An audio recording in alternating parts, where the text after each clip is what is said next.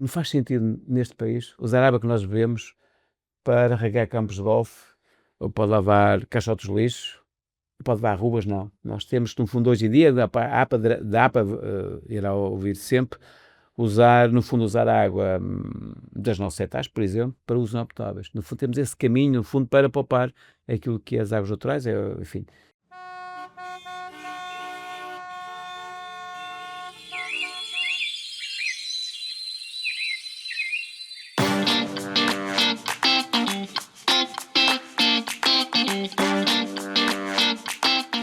De Verde em Quando, o podcast do projeto Criar Bosques da Quercus.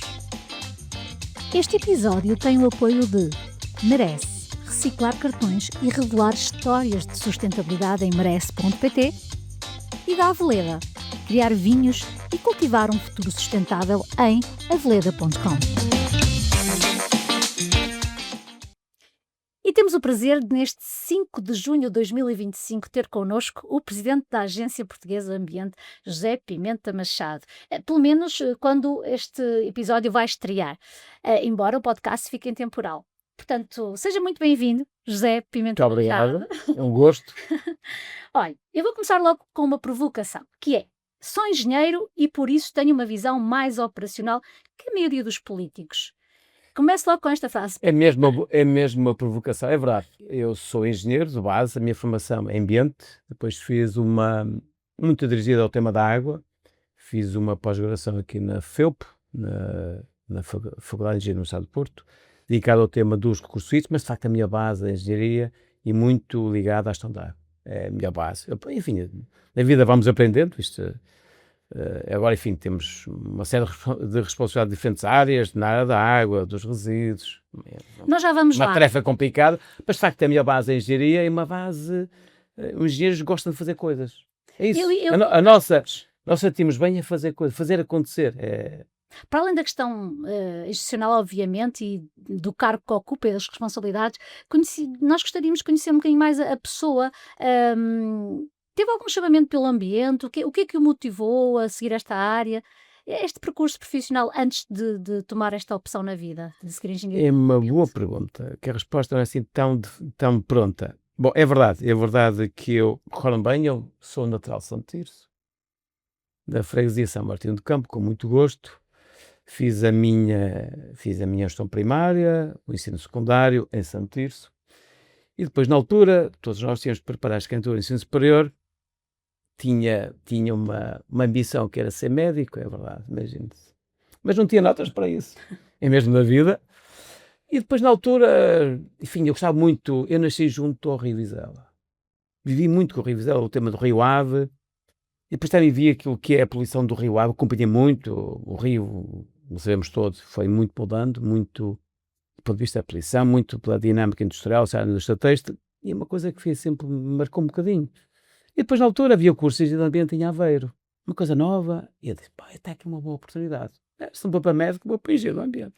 Tão diferente. E assim foi. E acertei, olha, não estou nada arrependido. E de facto foi exatamente assim, nesse contexto, um bocadinho ligado à minha identidade, à minha vivência, a relação que eu tinha com o Ave, Rio Ave, Vizela, vivia de portas meias com o Rio, e portanto foi um bocadinho este meu gosto que me levou a escolher o curso de Engenharia do Ambiente em Universidade de Aveiro. Muito bem.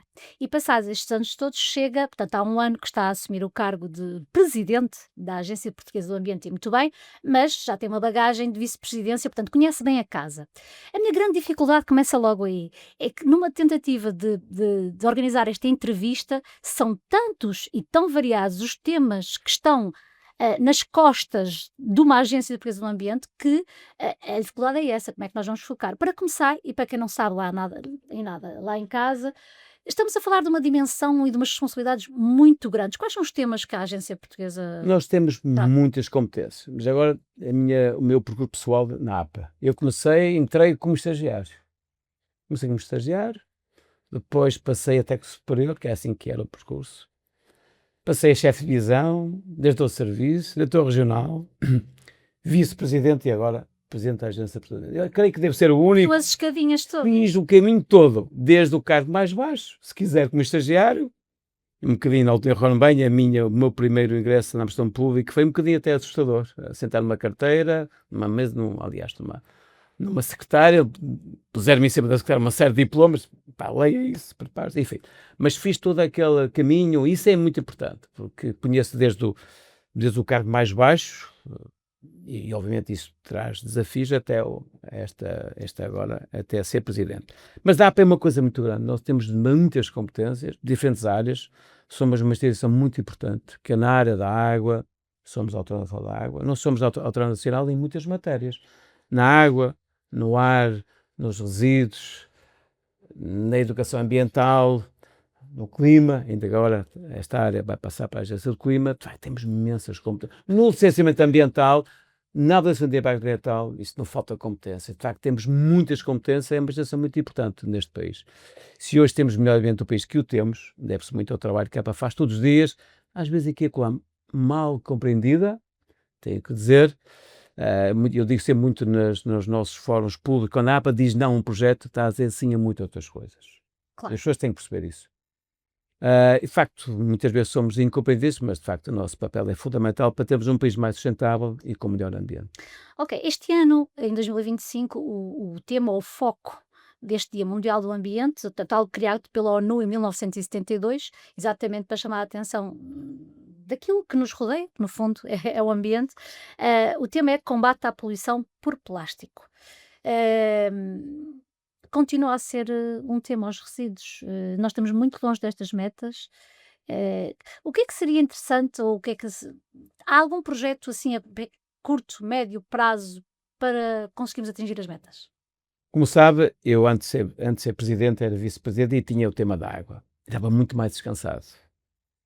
E eu, quando agora assumi esta responsabilidade, enfim, agora tenho o tema dos resíduos também, e, enfim, deste contacto, toda esta informação, ainda ontem fui fechar uma conversa de resíduos e me disse isto, que nos resíduos, nos números, nada bate certo. Muito longe das metas, quer na reciclagem, enviamos demasiado resíduos para aterro, isso é um problema. Neste momento estamos numa espécie de um estado de emergência ambiental, que tem a ver com os resíduos, é mesmo isso. Repare bem, nós enviamos para aterro 59% dos resíduos que produzimos e temos aterros no final de vida, boa parte deles quase esgotados, capacidade disponível são 14%, e de facto é um drama. Ou mudamos de vida, ou mudamos de estratégia, ou melhoramos os nossos indicadores, um dia isto vai correr mal.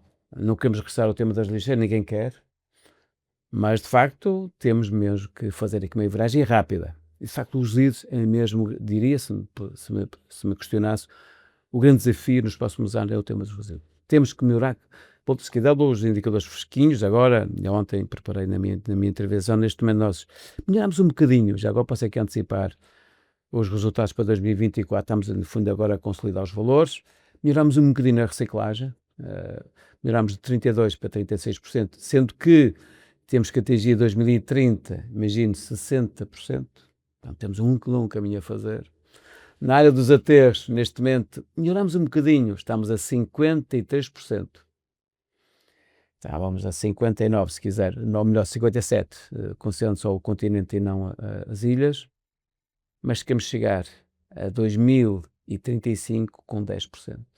Isto é, temos de fazer em poucos anos aquilo que nós não fizemos. Podíamos ter feito, mas a Quercus até ajuda bastante nesta questão da sensibilização, até mais que não seja pelo projeto Minuto Verde, não é, na RTP, mas tanta sensibilização da Quercus e toda a comunidade. Nós sabemos que as entidades estão focadas em querer sensibilizar as pessoas para as problemáticas da reciclagem, da redução, da reutilização, vários projetos de economia circular, mas será que, como o bom velho português, nós só vamos lá com multas? Isto é uma questão que eu coloco. Eu acho que na política do ambiente é sempre o pau e a cenoura.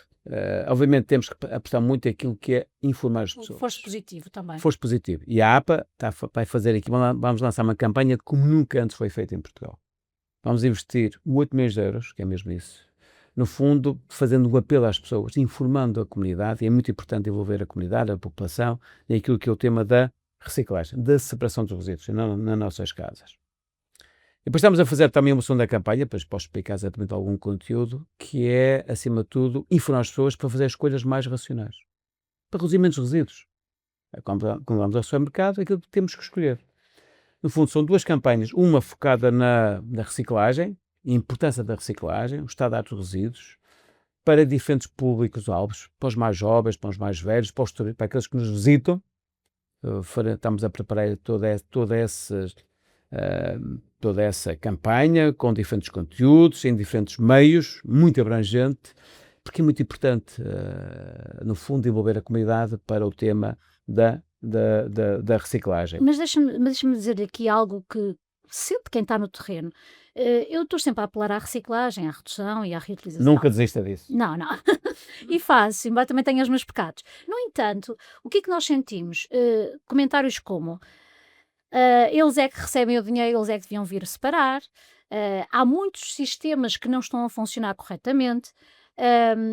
Portanto, isto é um esforço todo, mas também aponta-se muito o dedo às entidades gestoras de resíduos. Portanto, até que ponto a fiscalização. Nós neste podcast vamos bater um bocadinho nesta questão da fiscalização, porque acho que é importante. Até que ponto esta fiscalização está a funcionar? Ok, é a ação do cidadão, mas também todas as entidades que colaboram para este caminho, o que é que está a falhar? Portanto, isto, para chegar a essas metas é mesmo quase impossível. Não, assim, temos de ser positivos, obviamente é que há aqui um grande desafio. Temos de fazer em poucos anos aquilo que não fizemos em muitos anos. Temos que mudar muito, e só mudamos envolvendo a população. Isto não, é mesmo isso. Diz-me uma coisa que a questão de temos que aumentar a fiscalização naturalmente, mas muita coisa que se diz não é verdade. É verdade isso. Nós somos a entidade reguladora ambiental, mas temos a APA, mas diz o país tem feito um caminho, creio que temos, do ponto de vista daquilo que é os resíduos, o encaminhamento para os resíduos, e infelizmente é verdade, temos de diminuir a fração chamada resíduo indiferenciado para aterro e valorizar, por estar na reciclagem, temos que valorizar. O tema do plástico é um tema terrível. O plástico tem uma imagem, aqui não se pode passar umas imagens, mas no caso do Rio Lessa, eu conto uma história uma história engraçada, mas sempre que há uma cheia, o rio quando regressa ao seu leito, nas margens, naquele rio Pico, e fica, diria, cheio de plástico. É uma imagem que nos preocupa a todos, é a quantidade de plástico que tem nos rios, nas suas ribeiras, depois vão afluir ao mar. E esse é um drama que temos de plástico, que de facto temos que, no fundo, é isso, a aposta que temos de fazer nas nossas casas, fazer escolhas racionais, e acima de tudo, separar o plástico. Quem diz o plástico diz o vidro, tudo que é o multimaterial, enfim, temos que apostar nisso, e o sucesso passa muito por envolver a comunidade. Temos de trazer a população para o nosso lado. E estamos a fazer o nosso trabalho de casa. Nossa, é uma grande campanha, estamos a preparar os conteúdos muito inovadores, é isso mesmo. Vamos falar das ONGs,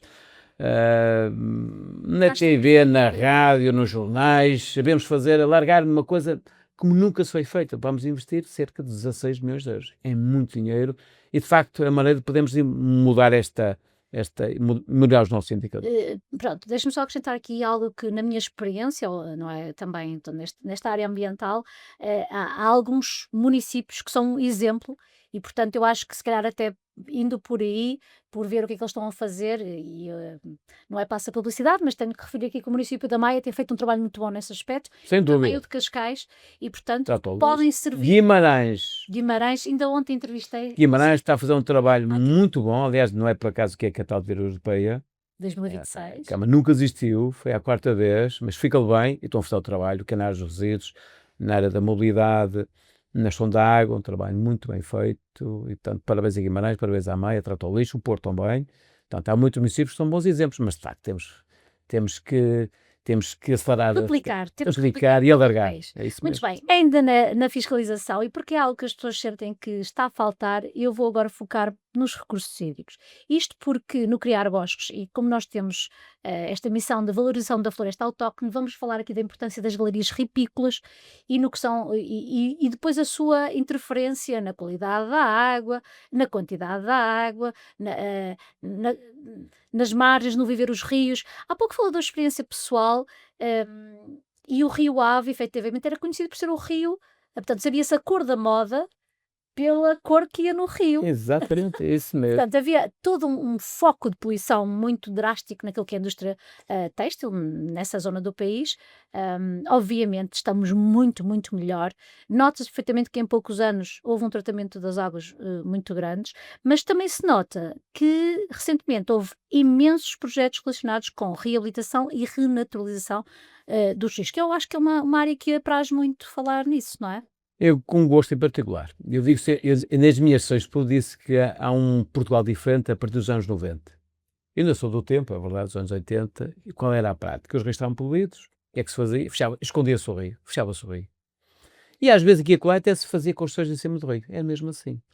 Claro, o rio de vez em quando zangava-se, trazia muita água, destruía aquilo tudo, é verdade, mas era-me queria essa prática. E agora, com gosto mesmo, e aqui isto faz porque há uma liderança política diferente, no caso particular dos senhores dos municípios, isso é muito importante, de valorizar o seu rio. E, de facto, a população, a comunidade, com gosto, e há muitos projetos que estamos a fazer, reparar rios, desentubar rios, que é a expressão mesmo, reabilitar rios, restaurar rios, que são desafios diferentes, são técnicos diferentes, e isso é muito importante.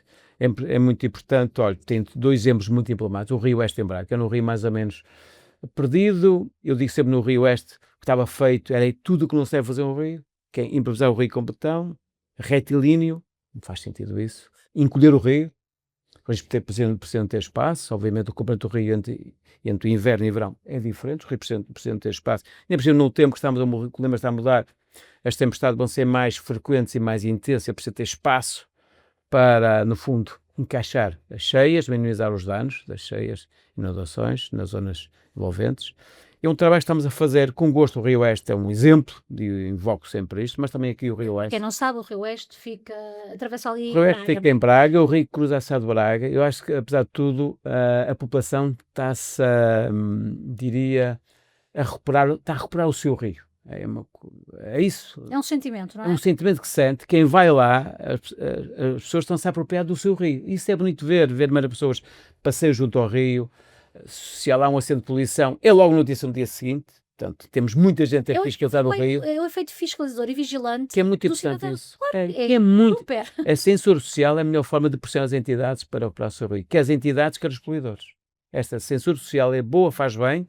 E, portanto, o rio, quando mais gente leva para o rio, tem mais gente a fiscalizar. Então, são os novos guarda-rios. São os novos guarda-rios, é isso mesmo. Esta pressão social faz bem a nós, às autoridades, às instituições, e faz bem também aos poluidores, e é bom isso. De facto, que é no Rio Oeste, em Braga, é bonito ver quem vai a Braga ver o seu rio, água de qualidade, repura muito, a galeria ripícola está a funcionar muito bem. Enfim, é um trabalho para continuar, isto não vai demorar tempo. Bem, estava a dizer dois exemplos, falou do Rio Oeste e qual era o outro? O Rio Lessa. O Rio Lessa, dos dois no norte. É o Lessa, já vamos para o sul. O Rio Lessa é um exemplo, diria, nacional. E porquê?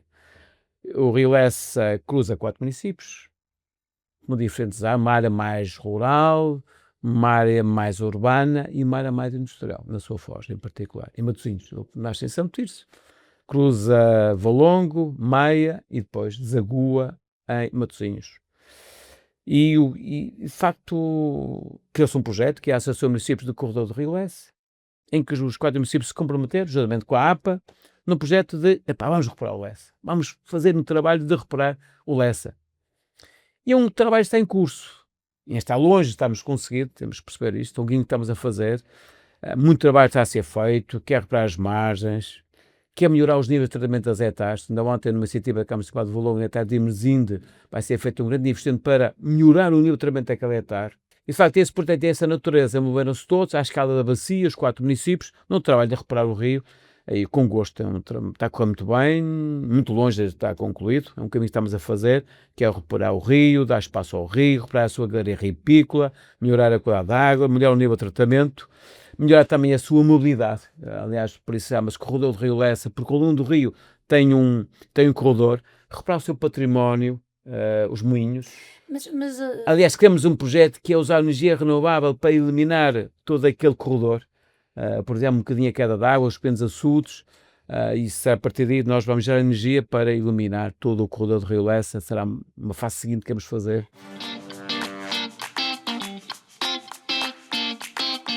Então vamos ao Mostra que Sabes. Vamos desafiar aqui o senhor engenheiro, a ver se percebe aqui de vários temas, costumam ser 5 perguntinhas. A primeira tem a ver com, neste caso, identifique os 2 Objetivos do Desenvolvimento Sustentável que falam de água. Um é o acesso à água e saneamento e o outro é os meios marinhos. Portugal, efetivamente, é um bom exemplo no que toca ao saneamento de água potável. É, Tirando um ou outro concelho mais complicado, com população mais dispersa, foi feito um grande trabalho há uns anos esta parte. é verdade, nós somos conhecidos no espaço europeu como milagre português, naquilo que fizemos no serviço de água e saneamento. E porquê? Nós em 30 anos melhoramos os nossos indicadores. Hoje, em água, cobrimos o país com cerca de 96%. Temos o país servido com infraestruturas de água, água que chega às nossas casas. E na área do saneamento é 86%, que é na rede, e depois o tratamento. Fizemos um excelente trabalho. Vou dar um número para impressionar. Nós, em 30 anos, construímos, entre condutas e coletores, 170 mil quilómetros. É impressionante. Há para ir ao Japão, ir e vir 17 vezes, e mostra de facto o trabalho que fizemos, e bem feito, e de facto, Portugal é conhecido no espaço europeu, este milagre português. E se hoje temos água na torneira, que é uma espécie de milagre, embora feito por muita gente, Mas as pessoas a água tem 99%, sabe, vou dizer uma coisa que eu aprendi na vida, nós só valorizamos quando perdemos. É verdade. E exatamente isso. E, portanto, hoje em dia, quando nós abrimos a torneira, a água sai de qualidade, é uma espécie de milagre, mas é tão importante. E só valorizamos um dia que nos corta a água e, nesse dia, nós valorizamos esse milagre. Uma altura, numa sessão de sensibilização, a ideia era fazer os voluntários percorrerem os mesmos quilómetros que uma criança da África para poder ter acesso a uma água. Portanto, mas não deixa de ser uma campanha de sensibilização e não há nada como sentir falta para valorizar. Eu digo uma coisa, eu há 2 anos fui ao Fórum Mundial da Água, que foi no Senegal, em Dakar.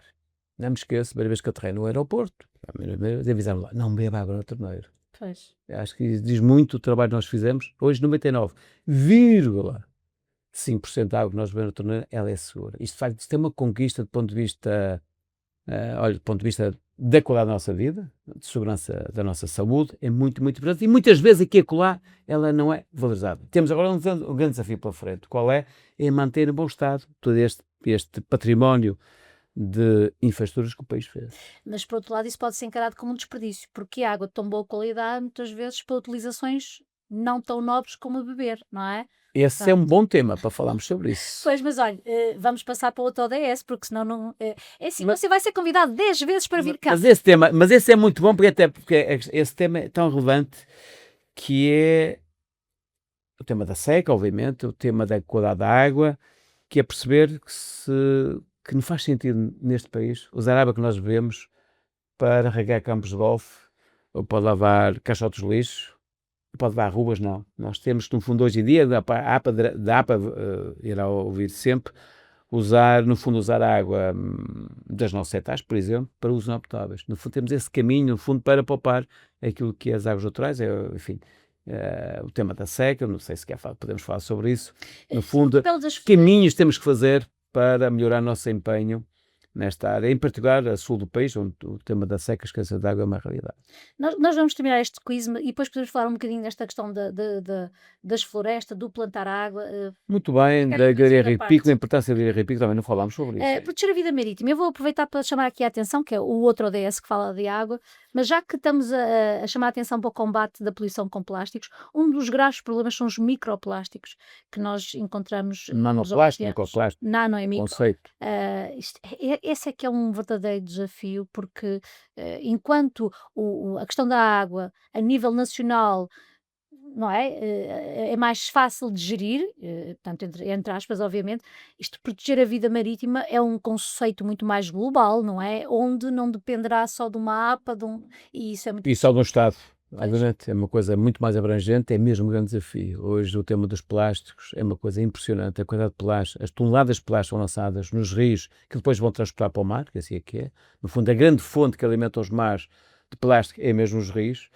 E aquela imagem que eu vi no Rio Lessa há 2 anos, uma coisa que me impressionou, ver a quantidade de plástico que circula no rio. Uma coisa é falar, outra coisa é ver nas mares toda aquela galeria ripícola, só se vê plástico. Mas como engenheiro não há mecanismos que consiga... É verdade, eu participei num projeto muito engraçado de uma empresa holandesa, que agora não me recordo o nome, em que simulámos no Rio Ave, por acaso no Rio Ave, em Vila do Conde, uma espécie de uma rede para reter o plástico. Epá, o rio obviamente tinha grande velocidade, enfim, o projeto tem que ser... É uma experiência própria. É uma experiência, testámos isso, ensaiámos isso, mas de facto nós temos que caminhar para encontrar vários projetos, e há várias iniciativas para minimizar o efeito do plástico nos mares. Vou dar um exemplo do hospital. município hospital a montante. Eu acho que devemos trabalhar Na prevenção. na prevenção. Exatamente. O exemplo do Hospital de Gaia, uma coisa impressionante. Sabem quantas garrafas de plástico bebem por dia no Hospital de Gaia? Eu vou dizer, 1500, em média. Por dia, as pessoas vão lá, bebem, usam, compram 1500 garrafas por dia, que significa que no ano cerca de 800 mil. Imagina a quantidade de plástico. Um hospital. O hospital tomou uma iniciativa muito, muito positiva, foi substituir as garrafas de plástico por os recipientes recicláveis, que fornece à população, minimizou muito aquilo que era o número de garrafas de plástico que se vendia diariamente. Mas, no fundo, é para dar um exemplo de uma única iniciativa, de um hospital, E do impacto, não é? do impacto que isso tem. E isto multiplicado por umas hospitais, isto é só para mostrar de facto esta dimensão da quantidade de plástico que nós todos isto produzimos, que lançamos depois, enfim, infelizmente vai parar aos nossos rios e ribeiras, e depois ali ao mar. É um tema, é um grande Não desafio. podemos alargar No dia 5 de junho é o tema, do Dia Mundial do Ambiente. este ano. No fundo. Pois, nós não nos podemos alargar, mas eu não posso deixar de falar também que recentemente vi que as políticas associadas aos resíduos hospitalares têm que ser revistas. E também, por acaso, também vi um bom exemplo em Matosinhos, de uma unidade do centro de saúde, que usava uma máquina para anestesia, portanto, com todo um sistema muito moderno, que reduzia significativamente a utilização de carbono. Portanto, pronto, todas as suas áreas têm os seus desafios e o caminho faz-se com todos. Então, aqui outra área que vocês lidam, gerem, estão nas vossas competências, mas que ainda não falámos aqui, não será muito motivo, mas no meio desta brincadeira vou perguntar aqui o que é o radão. Ai, meu Deus. Pois é, o radão é uma área nova que nós temos na APA. O radão é e se me permite, são radiações emitidas pela rocha. São radiações naturais. Talvez não temos essa consciência. É que eu sei que não tem Nós fizemos um mapa do radão, está no nosso site da APA, e desafio todos a consultarem. Está mapeado as zonas mais expostas e mais vulneráveis ao radão. Trás-Montes, toda a região de centro.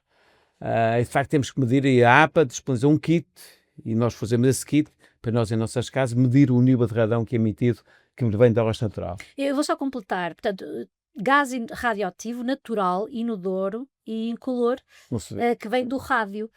Rádio não, vem da rocha. Da rocha, que tem rádio, acho que tem rádio, sim, mas é um produto que vem da rocha. A rocha é que tem essa composição, depois ela emite essas radiações. Esse gás são radiações ionizantes. E como é que eu também fiquei a saber? Que eu também não sabia, e, não sei, e até que ponto está estudada a influência na saúde? Não, está estudada na saúde. Tem impacto na saúde. Depende do nível da radiação. Ok. Depende, se quiser, a resposta é da exposição. Muito bem. Quer da intensidade e da frequência. Eu vou falar aqui numa zona que foi onde eu ouvi falar pela primeira vez no radão, que é Vila Pouca de Guiar. E Vila Pouca de Guiar tem muitas pedreiras e num dos trabalhos que fiz, relacionado com a exploração daquele território, falou-se exatamente dessa problemática e eu própria fiquei muito curiosa e pronto. E a APA, nós fornecemos um kitzinho, que é uma coisa muito simples, para nossas casas medir o nível do radão e perceber se temos de fazer alguma intervenção para minimizar a intensidade desse gás ionizante, obviamente, que liberta. Ele é muito oxidativo e faz mal à nossa saúde. E nós damos esses kits para fazer isso. E consulta o nosso site. Está lá o plano, na versão temos um plano, está mapeado, está cartografado aquilo que é as áreas que são mais, no fundo, que emitem mais radão. Esse gás que não faz nada bem à nossa saúde. Ok. Fica o apelo lá para casa. Quantas barragens temos em Portugal? É grande pergunta, sabe? Depende do conceito. Grandes barragens, 263. Essa é a resposta na ponta da língua. O conceito de grande barragem, a altura da barragem 15 metros ou 15 hectómetros cúbicos. Agora, há as pequenas e médias barragens. Nós temos cartografado cerca de 15 mil. É uma imensidão de pequenas barreiras espalhadas pelo país e fica a saber que a região hidrográfica que tem mais número de barreiras é a do Guadiana. É verdade. E já agora, muitas delas estão obsoletas. Muitas obsoletas. Porquê que se construíram outrora essas barreiras, no fundo? Barreiras são pequenos açudes, muitas vezes o maior número são pequenos açudes, são função de desvios de água para regadio particular. Pequenas, alguns agora, muitos foram recuperados, olha, fazer praias fluviais, transformar em praias fluviais, outros em reservas de água, mas de facto, originariamente foi acima de tudo para guardar água e fazer o desvio para a toda a agricultura, muitas vezes até era para mover as azenhas, não é? Os tempos mais antigos, de facto, mas temos imenso, no nosso sistema de informação, temos cerca de 15 mil, muitas barreiras nos nossos rios, algumas delas obsoletas, e nós estamos a trabalhar numa estratégia para a remoção dessas estruturas obsoletas. Fizemos uma iniciativa, temos um grande projeto, que é remover as ensacadeiras do COA, aquela barragem, é mesmo um grande desafio para nós, estamos a trabalhar com a ONG, nesse projeto, montamos uma equipa, já há projeto, é verdade. Estamos a fazer uma ponderação interna, está no estado sujeito à avaliação de impacto ambiental, queremos muito remover essas barreiras e libertar o COA, de uma vez por todas, de qualquer barreira. Qual é a iniciativa de uma ONG portuguesa que atribui um galardão às áreas balneares que durante 5 anos tiveram água de qualidade? Uma boa pergunta. Tem que pensar. É Quercus. Mas como é que se chama? Como é que se chama? Bandeira de Ouro. Bandeira de Ouro. Ok. Tem aquela cor dourada que eu conheço bem, sempre começa a época balnear, sou convidada a fazer a abertura e normalmente vamos a uma praia que, para além de ter a bandeira azul, tem a bandeira dourada. Muito bem. Simboliza água de excelência. Que no fundo é baseada nas análises feitas pela APA. Sempre pela APA. Sempre pela APA. Ok. Sabe quantas análises é que nós fazemos por ano? Para a época balnear? Milhares. 15 mil. Para garantir, quando vai dar um mergulho, a água tem qualidade. Então, para finalizar este quiz, queremos saber, e como é especialista em bacias hidrográficas, qual é a bacia hidrográfica portuguesa maior em área? E veja lá, não se engane, não é em volume, é em área. Você sabe? Sei. Sabe? É uma boa pergunta. Sério? Em área é o Sado. É a única, é a bacia exclusivamente portuguesa que tem maior área em termos de bacia hidrográfica. Em volume, em caudal, é o Mondego. Muito bem. Estive a falar aqui em bacias hidrográficas e eu estive atenta a outros fóruns onde participou e também, como em jeito de provocação, como sei que gosta, vou-lhe dizer assim, então, no caso de Espanha, nem bons ventos, nem bons casamentos, mas no que toca à água, se calhar não podemos dizer o mesmo. É uma boa questão. De facto, os rios não nascem nas fronteiras, não é? Eu digo sempre isto. Nós partilhamos com a Espanha 5 grandes regiões hidrográficas, muito importante para Portugal. Nós dependemos de Espanha mais de 50%, mais de 50% da água que temos em Portugal provém de Espanha. E como somos um país jusante, torna-nos mais vulneráveis. E temos de ter aqui uma estratégia muito importante de articulação. Muitas vezes fico um bocadinho aborrecido quando me dizem vamos rever a Convenção de Albufeira. A Convenção de Albufeira é aquele documento jurídico que regula os caudais que partilhamos entre Portugal e Espanha, mas de facto rever a Convenção de Albufeira no tempo que há menos água não era uma boa... Deixa-nos mesmo ainda mais vulneráveis. Mais vulneráveis. E portanto, acima de tudo, é melhorar o que temos. E nós temos esse trabalho bem feito agora. Como sabem, há muito pouco tempo, agora, muito recentemente em Faro, melhorámos no fundo, revemos os caudais, quer para o Guadiana, quer para o Tejo. Melhorámos a Convenção de Albufeira. Não a revemos, insisto, melhoramos a Convenção de Albufeira. Acima de tudo, obviamente é um acordo, as duas partes têm que ganhar, porque não era um acordo, mas nós ganhamos muito com esse acordo. O Tejo deixámos de ter dias de caudal zero, que era tão importante, e quero recordar quem está a ouvir lá em casa a perceber, o acordo que nós tínhamos com a Espanha define vários volumes, semanal, trimestral e anual, sendo que semanal, Espanha tinha que enviar no Tejo, o seu nome de cor, 7 hectómetros cúbicos, mas podia enviar em 2 dias. Então tínhamos 5 dias sem água. Então neste acordo definimos um caudal diário. Para quê? Para evitar dias de caudal zero. Ganhámos muito com esse acordo, conseguimos, foram negociações muito difíceis, começar às 8 horas da manhã a acabar a noite dentro, mas conseguimos. E mesmo uma coisa para o Guadiano, estava por, no fundo, definir o regime de caudais, regime de caudais ecológico no troço final do Guadiano, a partir da secção de Pomarão, conseguimos isso e também conseguimos que Espanha nos autorizasse a levar água do Guadiana para as albufeiras do Algarve, que é tão importante para a resiliência, toda a região do Sotavento Algarvio, que é a albufeira de Albeite e Beliche. Falou aqui em caudais ecológicos, então agora vamos ir às galerias ripícolas e a sua importância para os ecossistemas, no fundo. Já se ouviu esta expressão, especialmente pelas pessoas da área agrícola, que é o plantar água. Esta expressão plantar água vai muito da melhoria da estrutura do solo, porque desengane-se quem acha que isto é um percurso isolado, isto é um percurso de todos e de todas as áreas. Nós que se queremos mais solo, se queremos solos melhores, estes solos retêm mais água, essa água vem com melhor qualidade. Portanto, vamos falar aqui se calhar um bocadinho do papel das galerias ripícolas, É, porque deixa-me só aqui acrescentar, há esta ideia do domínio hídrico e de que alguém pode fazer alguma coisa nas margens, remonta-nos lá também é para a APA, não é? A quem a gente tem que pedir autorização para fazer alguma coisa. é verdade. A margem dos 10 metros, entre aquilo que é a margem do rio e 10 metros, no fundo, essa área, ela está cheia, é chamada área do domínio hídrico. Qualquer intervenção que lá seja feita tem que ter um parecer, uma autorização da APA. E porquê? A galeria ripícola desempenha uma função muito importante no rio. Olha, uma coisa que ninguém fala, muitas vezes, ela minimiza a erosão sobre o rio. Os rios no inverno têm grandes velocidades e ela minimiza aquilo que é a velocidade do rio, minimiza a erosão sobre os solos. As zonas de abrigo da nossa fauna, dá sombra, promove também aquilo que é uma espécie de um filtro natural para minimizar a poluição que circula no rio, então melhora a qualidade da água do rio. Ajuda a reter a água e ao mesmo tempo promove a infiltração nos solos. Nós neste país, nós não valorizamos muitas águas subterrâneas, aquilo que não se vê nós não valorizamos, é mesmo assim, mas são tão importantes do rio. Quero recordar, neste país temos 3 grandes aquíferos que equivale a um alqueve e meio. Do baixo dos nossos pés temos o alqueve e meio, que é tão importante para diferentes usos, para a agricultura, para as nossas casas, e portanto, a galeria ripícola, as árvores têm essa função de reter, reter e promover a infiltração e, ao mesmo tempo, aquilo que é uma espécie de um fio natural para melhorar a qualidade da água. Mas Portanto, tirando as fica iniciativas dos municípios, E outra, já agora mais uma outra, ao tempo dos incêndios. olha, Toda essa galeria ripícola, ela funciona uma espécie de um corta-fogo. Recordo bem em 2017, 2018, todos nós, enfim, temos essa memória, que dificilmente nos sairá da nossa memória, o drama dos incêndios,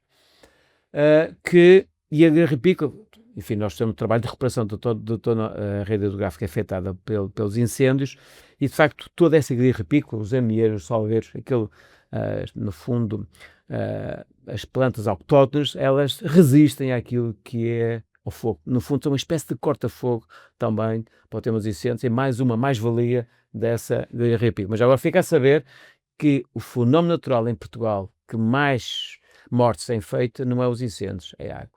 Eu tenho, aliás, a minha avó dizia uma frase muito bonita, que para os incêndios temos água, para a água não temos nada. E é mesmo assim. Sempre que é mais cheia, aliás, vemos o drama que aconteceu em Valência.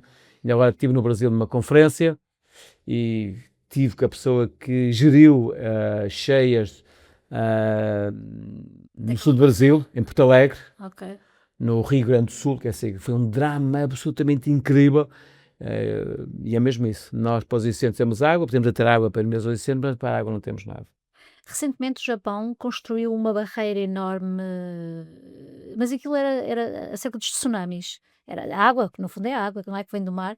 Portanto, eles fizeram uma construção colossal relacionada com a barreira física e depois foram só árvores que eles plantaram para exatamente reter. São projetos diferentes, do qual até podemos tirar depois algumas ideias.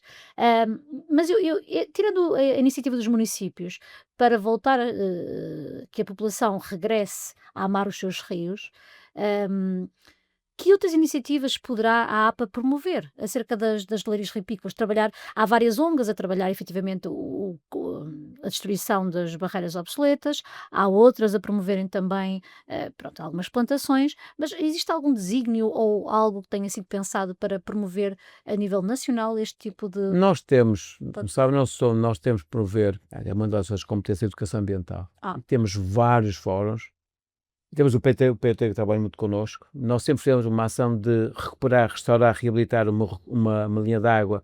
Nós provemos uma ação pública, envolvemos a população, é muito importante. No fundo, capacitar a população para a importância da água, da sua ripícola. Eu sou do tempo em que se fazia muitas vezes no município, era limpar as margens. Isto temos que limpar, é de retirar tudo. Mesmo isso. Não, hoje explicamos. Não, mas é que há sítios que Ainda há isso, mas nós nunca devemos desistir, isto dá trabalho, nunca devemos desistir e, portanto, nós temos de ter uma ação de formação. Fazemos VAR com as ONGs, com os municípios, no fundo, para capacitar a população em geral, os técnicos dos municípios. É muito importante passar este know-how para eles e também para a liderança política é muito importante. O trabalho que nós temos feito no país, nós já reparamos, temos um indicador, a expressão mais correta, reabilitamos cerca de 500 homens de rios e ribeiras. No fundo, dar espaço ao rio, reparar a área ripícola, melhorar aquilo que é a sua função ecológica. Isto está a correr muito bem, temos que continuar. E uma coisa que na vida é mesmo assim, as coisas quando bem, as pessoas pedem mais. É isso, temos muitos pedidos, muitos municípios, muitos projetos, e agora temos o fundamental, que é um bom instrumento. Nós já vamos aos apoios financeiros. Agora, E temos o Portugal 2030, que isso, aliás, já começava a lei do restauro ambiental, faz um apelo a recuperar quer as zonas úmidas, quer também os nossos ribeiros. Temos aqui, de facto, aqui uma boa oportunidade agora, temos muito trabalho a fazer e, acima de tudo, criar parceiros, uma rede de parceiros que é muito importante. Isso tem que, no fundo, arranjamos aqui sinergias. Nós na APA, digo sempre isso, nós na APA não perdemos muito tempo a discutir quem é que deve fazer, nós esperamos tempo que as coisas aconteçam. Seja às vezes o município a fazer, nós financiamos, às vezes somos nós a executar e eles financiam, que até que as coisas aconteçam. E de facto temos muitos projetos que estão espalhados pelo país. De engenheiro. Vamos então. É veia de engenheiro. Vamos à segunda brincadeira, que é o pedígrafo. No fundo, saber qual é a pegada ecológica do nosso convidado.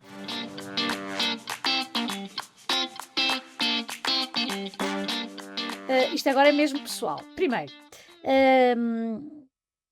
calculo que devido ao trabalho que neste momento que ocupa, ao cargo que ocupa, tenha que se deslocar muito e preferencialmente vai de carro, não é? Por todas as questões, sei que ainda hoje de manhã esteve em Lisboa e hoje já está aqui no Norte a fazer este podcast connosco.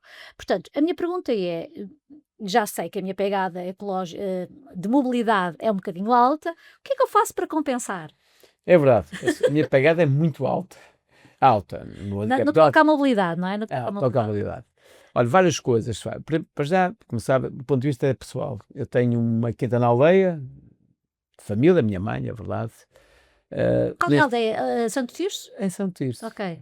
Em Roriz, fica assim em Roriz. Estou lá a fazer uma festa de carvalhos. Uma coisa lindíssima, gosto. Olha, digamos, a maneira como eu devia stress aí para a minha aldeia, estava a usar um projeto giríssimo, que é reconstruir uma floresta, base de carvalhos. É um sítio encantador e, portanto, isso ajuda a minimizar a minha pegada de carbono. Exatamente isso. Capta carbono da atmosfera e o carvalho tem um bom desempenho. Roriz não é aquela zona onde existe o convento de Sinersveg? Cisverga. É, exatamente. É, não é? Ok. Está bem informado, em São Tirso. Ok, quando vou a restaurantes, e outra das razões pelo qual nem sempre pode comer em casa, muitas vezes, opto por restaurantes quilómetro zero, desperdício zero, restaurantes sustentáveis, eu não ligo nenhuma a isso. Não ligo. Eu, normalmente, em minha casa, vou sempre a pé para o restaurante. Vivo numa zona, felizmente, tem muitos restaurantes próximos e bons, ligado ao peixe, que eu gosto muito de peixe. De facto, a minha caminhada, eu gosto muito de andar a pé. Eu, todos os fins de semana, faço uma caminhada. Vários, já fiz, conheço todas as ecovias, o Bacio de Mondego, a Arouca, e tenho uma prática todas os fins de semana. No domingo já tenho uma caminhada, vai ser em Arouca com os amigos em Arouca, faço a minha caminhada sempre. Muito higiênico, faz bem à saúde, faz bem também à nossa mente. Ouvir os rios, o som dos rios é uma coisa que nos faz bem, relaxa, alivia o stress, e portanto tenho essa prática. Todos os fins de semana faço uma caminhada. Muito bem. Isso é quase trabalho, não é? Também tenho que conectar com a natureza. É quase. Mas eu estou a fazer sério. Eu faço mesmo melhor fim de semana, eu vou fazer mais. Tenho todos os fins de semana. Arouca, que também é um conselho muito interessante do ponto de vista ambiental. Ok, turismo. Que certificações de turismo existem? Será que quando faço as minhas opções tenho isso em consideração? É uma boa questão. Não sabe o tema da água, o tema da seca, que me preocupa muito, o tema do Algarve em particular. Temos à beira de ter um colapso ao Algarve. Nós temos no risco de faltar água. Não faltou muito. Felizmente agora as feiras estão cheias. E este ano foi um ano muito, muito, muito atípico. Nós tivemos um dezembro mais cheio de sempre. Nunca choveu tão pouco, desde os anos 31. E de facto tivemos depois um janeiro, foi março, com uma sequência de tempestades. E com uma particularidade. Duas delas, foi a Jano, quando disse, tem isso bem presente, foi para Sul, encheu as Alfeiras do Sul, foi uma espécie de milagre. E sempre que eu opto por ficar no hotel, muitas vezes ia para alguém fez no hotel, agora nós, no âmbito do Plano Regional de Defesa Hídrica, tem que ter um selo, é o Safe Water. Aquilo que é boa prática do ponto de vista da gestão da água. E, portanto, é uma das minhas opções, é olhar para o hotel, se tem o selo Safe Water. Safe E Water. então, desafio a todos, é que eu estou lá em casa, nas zonas de maior escassez de água, tenho isso em atenção. Olha, isto também é inovador e até para mim, que eu conheço várias, várias certificações, por exemplo, a Green Key da ABAI, ou até outras, as Ecolabels, há vários selos, Sim. não só de unidade em si, Isso mas mesmo. também de sítio, não é? Destinos sustentáveis. Isso mesmo. Inclusive, Faça isso nas suas escolhas, tenha isso em consideração. deixe-me falar de Baião, que é um conselho que eu tenho, Grande terra, bem. eu tenho muito querido. Eu também gosto muito de E Baião. é destino sustentável, portanto, é o primeiro município português. Há outras zonas, também poderia falar. Até no Rio Ovil, que é tão bonito, conhece o Ovil. Conheço. Em casa, e já revelou aqui que vive numa quinta, tenho painéis solares e nas instalações da APA a nível nacional existem redutores de caudal. É verdade. Existem. Existem, sim, senhora. Ok. Neste momento na APA estamos duas coisas. É uma aposta no uso eficiente da água e estamos agora neste momento a ter um projeto de eficiência energética. Financiado pelo PRR, é a mesma oportunidade, temos de estar o exemplo mesmo. Temos uma instituição eficiente, quer com painéis, quer com novas castelarias, para ter uma boa gestão do ponto de vista daquilo que é eficiência energética. Temos uma floresta também, uma pequena floresta na APA. Desafio a virem à APA visitar, ajudar-nos, uma pequena floresta, uma pequena horta. Na sede. Na sede, Ok. uma horta também, uma hortinha também. Se for a APA, toda a zona envolvente é toda muito verde e bem, fica bem a APA, faz bem à atmosfera, faz bem a captar carbono, faz bem a reter a água, infiltrar a água. Temos de dar esse bom exemplo. Muito bem. Última pergunta. Vermicompostagem, compostores, faço compostagem orgânica? O tema dos biorresíduos é mesmo um grande desafio do país. Deixa-me dar dois números, já vou responder, mas há dois números para quem está em casa nos ouvir. É que há sempre aquela sensação que o político foge à resposta. Já lá vou responder diretamente, mas convém explicar números nacionais. Estou a brincar. Nos nossos resíduos, os biorresíduos pesam, que nós produzimos cerca de 1,4 kg de resíduos por dia e os biorresíduos pesam 38%. Eu diria que é a principal fração. Portanto, o sucesso dos resíduos passa por gerir bem os biorresíduos. Neste momento no país, há já uma recolha separativa em 168 municípios. Entre 2023 e 2024, aumentámos a recolha em 50 mil toneladas, sendo que produzimos 2 milhões de toneladas por ano. Neste momento, separamos, se quiser, reciclamos cerca de 12%. Temos que aumentar e alargar, e de facto o sucesso na boa gestão dos resíduos passa muito para aquilo que fazemos nos biorresíduos. O que é que eu faço? Na minha aldeia, eu vivo numa cidade, em Matosinhos, mas de facto tenho uma pequena quinta da minha família, da minha mãe, onde eu faço uma boa prática ambiental. Tenho um pequeno digestor para os resíduos verdes e é lá que faço aquilo que é a digestão destes resíduos, que depois servem para fertilizar a pequena horta, onde faço lá as batatas, as cebolas, tal e qual, ou as frutas, para no fundo adubar os solos, naquela pequena horta que tenho lá na minha aldeia, que é mesmo em Roriz, que vou lá todos os fins de semana, quase todos os fins de semana, e tenho essa boa prática ambiental. Muito bem. Terminando também esta parte aqui do podcast, já nos resta pouco tempo, mas há 3 ou 4 questões que são muito importantes que eu gostaria de saber aqui a opinião. Uma delas é, recentemente falou-se, especialmente depois deste apagão, que o setor energético iria sair da alçada do Ministério do Ambiente, estaria-se a pensar que fosse para o Ministério da Economia. O que é que acha desta frase? Vá, no fundo, Eu não sei nada, não vou imaginar. Claro. Não sei nada. Eu acho que o tema da energia está muito bem no Ministério do Ambiente. Está muito bem. Porque há uma relação direta entre a energia e o ambiente. Para termos um ambiente, a energia é fundamental. Todo este processo de transição energética, da energia para posta renovável, que faz muito bem ao clima, ao ambiente, à redução das emissões, é um caminho que temos vindo a fazer e bem feito. E, portanto, está muito bem no ambiente. Não consigo saber quem vai acontecer no novo governo.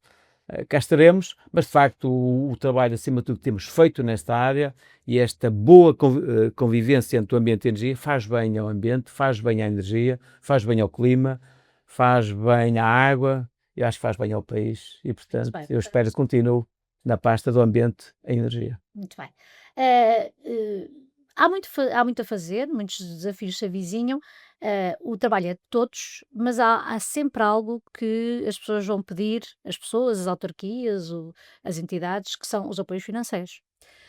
E a APA gera vários programas de apoios financeiros. Hum, Desse ponto de vista, como é que estamos preparados para ajudar a sociedade nestas mudanças tão desejadas? Muito bem. Nós estamos num momento que é mesmo uma boa oportunidade. Porquê? Estamos a começar o novo quadro comunitário de apoio, que é o Portugal 2030, tem um conjunto de instrumentos financeiros para a ambiental, para a água, para os resíduos, para a educação ambiental, para a qualidade do ar, enfim, então, que vai um conjunto de instrumentos, para a floresta também, embora isso é mais gerido pelo ICNF, e de facto tem mesmo uma boa oportunidade, que é neste quadro comunitário de apoio. Há também o fundamental, que é mesmo boa oportunidade para financiar, nas várias áreas que eu já sinalizei, portanto, falem connosco. Nós estamos fartos, no sentido, no fundo, fizemos muitos protocolos de cooperação técnica e financeira com os municípios, às dezenas, e isso é bom, porque damos capacidade de intervir no território. E, portanto, se eu trazer mais parceiros para trabalhar connosco, eu tenho maior capacidade de intervir no território. É o que temos feito. Se hoje temos o país, e é o tema, não falamos do litoral, não é? Porque é um tema, nós temos, a APA também gera o litoral. Já o balão numa para impressionar que está lá em casa, Portugal, desde os anos 50 até hoje, já perdemos para o mar, nesta guerra entre o mar e a nossa faixa costeira, 1400 campos de futebol. Toda esta área, o mar já entrou terra dentro, mesmo assim, desta luta entre o mar e a terra. E ontem, participando deste programa sobre barragens, e que um dos impactos das barragens tem um efeito daquilo que reduz o trânsito de sedimentos que devem ser lateral, e depois, obviamente, temos menos areia na nossa costa, e obviamente Uma das torna consequências. E mais daí agradável. vocês adjudicarem a introdução da areia, ainda que há tempo Há que ouvi falar Pedro vários, Lopes. vamos fazer o maior shot. Nós chamamos shot, é uma coisa que é intensa e rápida. Nesse caso é um shot de areia, que é na Figueira da Foz. Quem conhece a Figueira da Foz vê uma coisa, enfim, quem vai em casa olha para o que eu estou a dizer. Conhecemos a Praia da Figueira, meus pais, a excesso de areia. Mas de facto, a sul do Porto, não há areia. A areia toda que está mais a montante, naquela frente urbana da Figueira, faz falta a sul, que o mar ali recuou, avançou e toda aquela faixa costeira recuou. E o que vamos fazer é transportar a areia onde ela há mais, para onde ela faz falta. O chamado shot de areia, vamos agora, foi dedicada a empreitada, são 3,3 milhões de metros de areia, que vamos no fundo alimentar toda aquela faixa costeira que é tão importante para tornar aquela zona mais, diria menos vulnerável à erosão costeira. A mesma coisa na Costa Caparica, no Algarve, em Moledo. Temos muito trabalho pela frente neste tema da erosão costeira, é um tema, também vale a pena fazer um programa sobre isso. Então, está prometido mais 10 episódios só com o Presidente da Agência Portuguesa do Ambiente, Está combinado. para depois explorarmos vasta Há muitos área que temas, vocês gerem. há muito tema. Nós temos muitos temas na APA, somos autoridade nacional em muitas matérias. Nós somos mesmo a grande instituição de Portugal. Há dia um dia, deixa eu contar uma história, um dia da APA. Um dia da APA, o que é que acontece da APA? Eu disse, vou contar a minha história pessoal, de facto, como a APA impacta no país, no seu desenvolvimento económico. Nesse mesmo dia recebemos 3 grandes projetos. O maior projeto de baterias em Sines, são 2 bilhões de euros, é calma, imagina, um projeto dos chineses. E gerir o projeto e criar condições para ele e, obviamente, respeitar as regras ambientais. A seguir, recebemos o projeto da Repsol dos espanhóis, estava em Sines, eram 1.000 milhões de euros. A seguir, o projeto da Sonai, nesse mesmo dia, da Sonai em Mangualde, ligado ao metanol, 400 milhões de euros, no fundo, mostra a maneira como a APA impacta na sociedade. Caramba, mas Os não portos, vi nada de conservação da natureza. já lá vai, a linha de alta velocidade, naquilo que é avaliar o impacto ambiental daqueles projetos. No fundo, torná-los menos impactantes no território. Quer a linha de alta velocidade, quer os portos, quer estradas de Portugal, as IPs, tudo passa na APA, tudo tem que ser avaliado. E agora tenho em cima da mesa a mina salgada, em Alcácer do Sal, não faltam projetos, e de facto temos que ter este olhar e esta grande responsabilidade, e temos que ser rigorosos naquilo que é avaliar e melhorar o impacto ambiental deste projeto. É de facto uma grande missão. Muito bem, pelo que eu percebi, são 800 os recursos humanos que trabalham. 1.000. 1.000, neste momento já conta. Nós temos um reforço agora de 150 novos colegas, colaboradores que entram agora. Muito bem. Portanto, E vem precisando. para finalizar este podcast, sim, com tanto trabalho, também são precisas pessoas.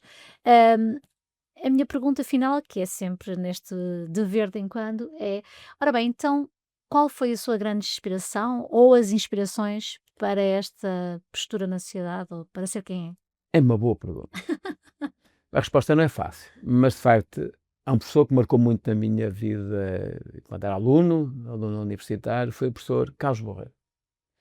Por duas qualidades, para além de ser uma pessoa muito inspiradora, da maneira muito pedagógico, com alguma diversão de maneira como ele no fundo, comunica, que informa, as aulas eram espetaculares, muito divertidas, de facto ainda hoje, enfim, aqui e acolá nos cruzamos, mas fora, e ele é muito focado no tema calado do ar, e eu sou da área, imagino que Coisa a doar, ok. ele é muito ligado ao tema do calado do ar, mas foi uma pessoa que marcou muito.